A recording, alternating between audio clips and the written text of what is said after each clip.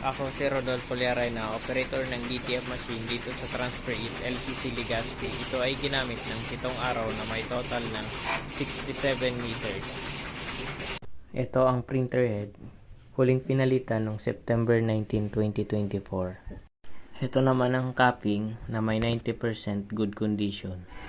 Head clean.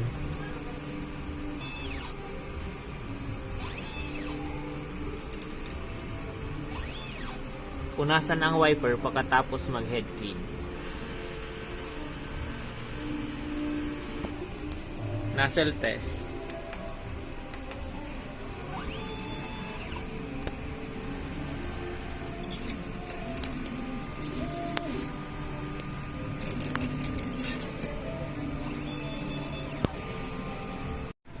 Ang ink system label namin ay tama lang.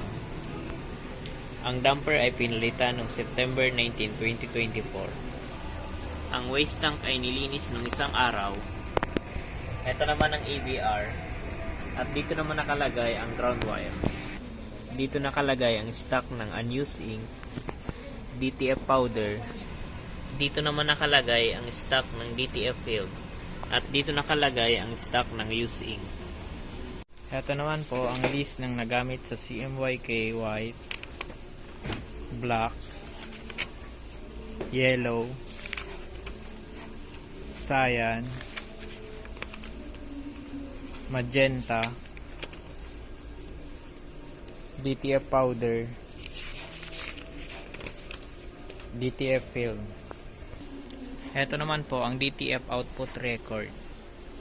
At ito naman ang aking daily checklist.